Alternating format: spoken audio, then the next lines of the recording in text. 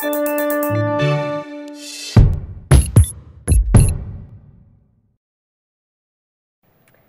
Silver writes the 538 blog, and he joins me now to talk about tonight's results. So Nate, obviously a great night for the president, but also a great night for you and your forecast model, which is performing pretty much perfectly right now. I think depending on which lineup of called states you look at, you're 44 for 44 or going on. Yeah, we haven't, keeping my fingers crossed, we haven't missed one yet tonight. And part of the reason is that because we saw a late surge toward Obama at the end in the national polls as well as the state polls, that was why, for example, we had Florida shift into really a toss-up. If we're being very generous, we had Obama as like a 50.2% favorite, pretty much. But usually in American politics, people have more in common than they disagree on, and at least between different states. And so if you have a rise in the national polls or a rise in some states that may be replicated in others, we actually saw an election break toward the incumbent at the end here.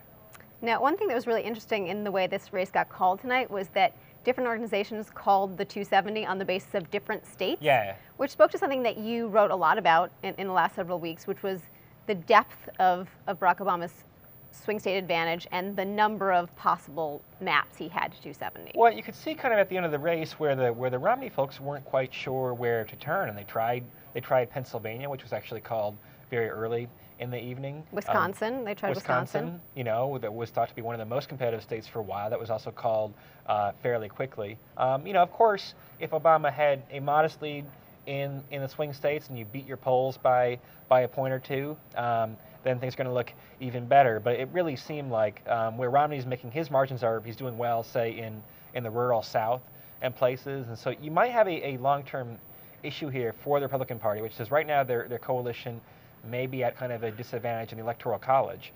It works better for the House, where it's an advantage to be in rural areas. The Senate's kind of neutral on that. But for presidential elections now, you're looking at a case where the GOP's been on something of a losing streak, really, where even their wins in 2000, 2004 were quite narrow. So we'll see.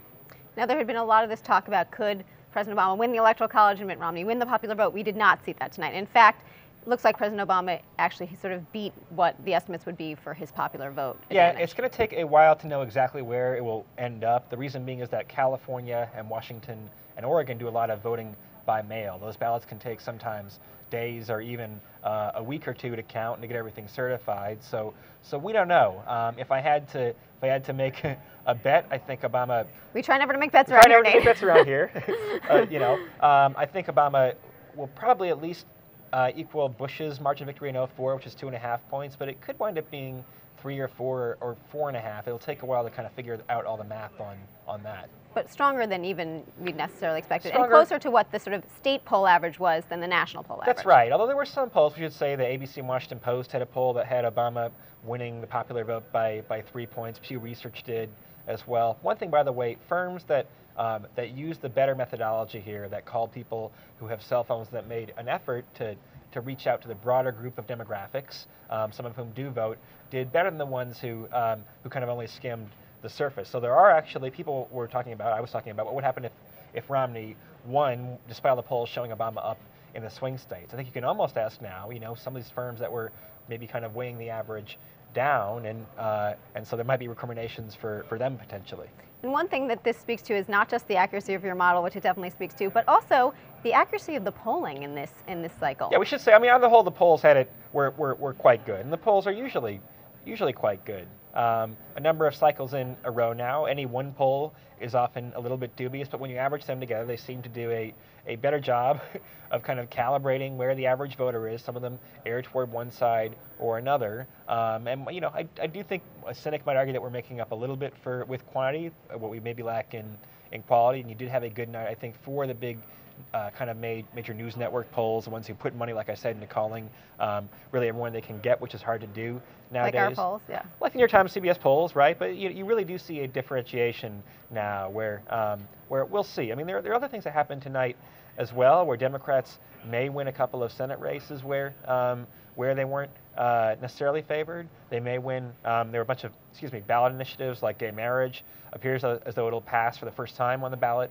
in a couple of states. Marijuana legalization initiatives. So you can't quite call it a landslide, but you could be looking at an election where Obama's won all the swing states except North Carolina, where Democrats have maybe gained 2 or 3 seats in the Senate, where you had a number of social reforms passed and voter initiatives, and all of a sudden the GOP did hold the House, and that was called by many networks quite early in the night. But apart from that, it was a pretty decisive win, I think, for President Obama and for Democrats more broadly. Thanks so much, Nate. Thank you.